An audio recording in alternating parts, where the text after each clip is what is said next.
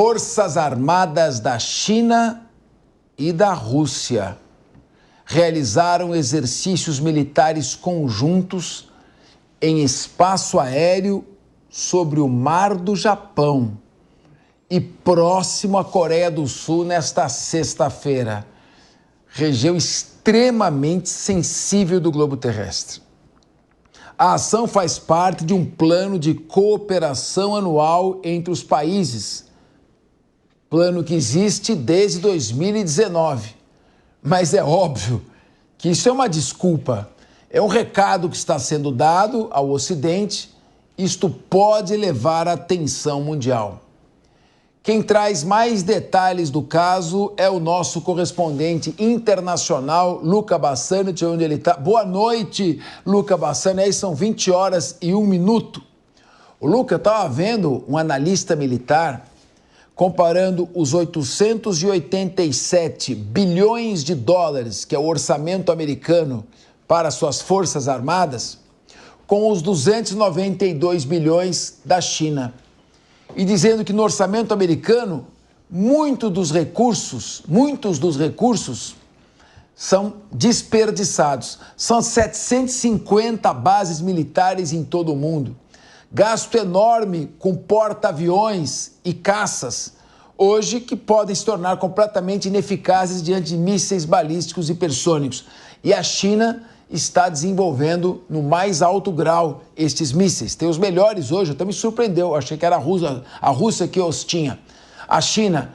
E a questão da guerra cibernética, espionagem para você ficar fraudando o funcionamento cibernético do seu adversário.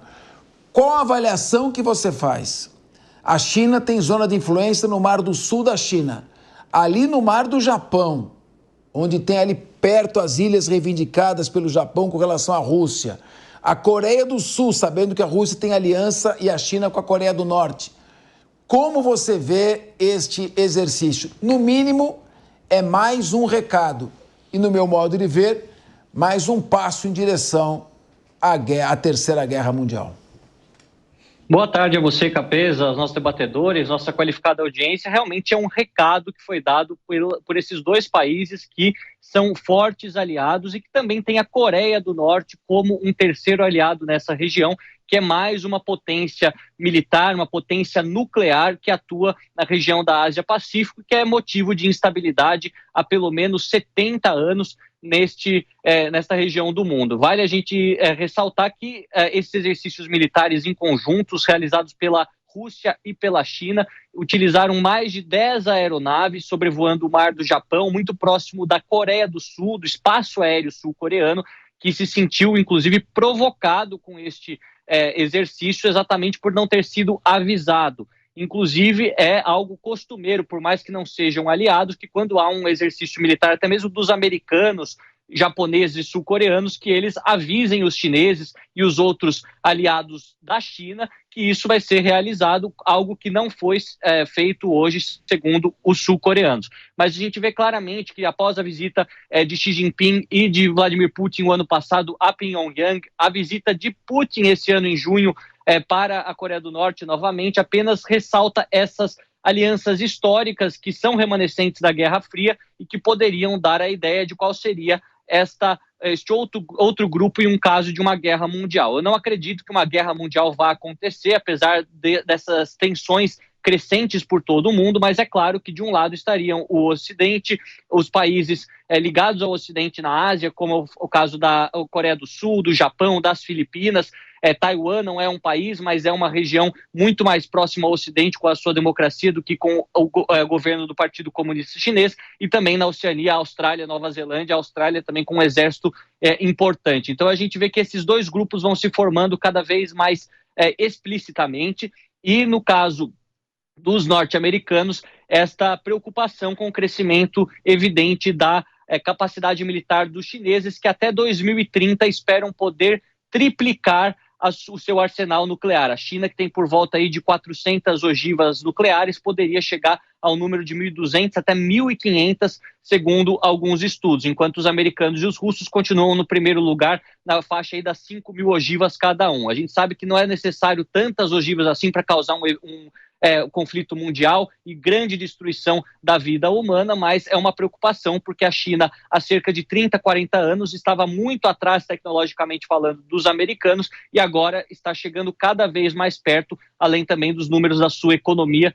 que tem, apesar do crescimento não ter sido mais tão grande quanto foi nas décadas passadas, ainda é um crescimento muito expressivo e que mostra uma tendência de ultrapassar a economia estadunidense. É algo que preocupa bastante, é uma aliança antiga, nós vamos, obviamente, continuar monitorando essa situação. Sabemos que a Coreia do Norte tem fornecido para a Rússia não só armamentos, mas também soldados. Alguns calculam que cerca de 10 mil soldados norte-coreanos estariam na região de Kursk, ajudando os russos a recuperar uma zona que foi invadida pela Ucrânia e poderiam até mesmo ser usados na região do Donbass no ano que vem, após a finalização do inverno, lá para o começo da primavera, no mês de março, ao mesmo tempo em que a China nega todas as acusações de que estaria dando suporte à Rússia, mas também há indícios de que utilizaria a sua forte indústria para suprir alguns equipamentos, alguns componentes que estariam faltando na indústria bélica russa nesse momento de fortes sanções econômicas.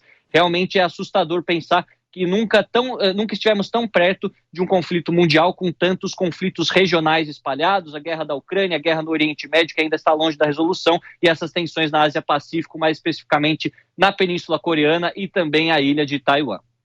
Eu concordo plenamente com você, Luca, eu venho dizendo isso há algum tempo. No início do século passado, nós tínhamos ali a Tríplice Entente, com a França, a Grã-Bretanha e a Rússia. Depois você tinha, do lado da Tríplice Aliança, com a Alemanha, o Império Austro-Húngaro e a Itália. Um simples assassinato lá em Sarajevo do primeiro arquiduque Francisco Ferdinando e sua esposa eclodiu no segundo maior massacre da história da humanidade, que foi a Primeira Guerra Mundial. O início desse século está trazendo a OTAN, os Estados Unidos com o belicista Joe Biden, apoiado pelos seus vassalos Alemanha, França e Inglaterra, e agora o Japão começa desde o eixo Tóquio-Berlim, começa a ameaçar ter o terceiro maior orçamento militar do mundo. E a Alemanha também quer ter o terceiro maior orçamento militar, ambos por volta de 100 bilhões de dólares. Como você vê essa construção de alianças? Irã, Coreia do Norte, China, Rússia, do outro lado, Inglaterra, França, Alemanha, Estados Unidos, Coreia do Sul e Japão. Como você vê isso? E aí vem a minha pergunta. Como está a questão dos mísseis de longo alcance, os ATACMS dos Estados Unidos, os Storm Shadows da Grã-Bretanha e os da França também? Como é que você vê? Diminuiu aquela retórica de lançar os mísseis da Ucrânia em território russo ou isso continua acontecendo, o que pode levar a uma escalada nuclear? Olha, Capezzo, acho que é importante fazer essa análise que você acabou de iniciar, falando sobre os dois lados. Tem, de fato, os Estados Unidos o seu eixo de influência com as democracias ocidentais, assim como a China e a Rússia também têm os seus vassalos, mais especificamente o Irã. A própria Coreia do Norte não teria viabilidade como uma nação independente se não fosse o financiamento maciço que vem de Pequim e de Moscou para que o regime continue funcionando e oprimindo as cerca de 25 milhões de pessoas que vivem na Coreia do Norte, ao mesmo tempo que nós vemos que por mais que essa aliança não seja explícita, como é o caso da OTAN, que é de fato uma organização com uma sede, com vários soldados que já tem um protocolo de como agir conjuntamente, eles também já compartilham muitas informações e poderiam combater junto em uma guerra mundial, caso ela existisse, no caso de chineses, norte-coreanos, iranianos, russos, entre outros países. Em relação aos mísseis de longo alcance, os ATACMS dos Estados Unidos, os Storm Shadow britânicos, estão sendo utilizados no território da Rússia,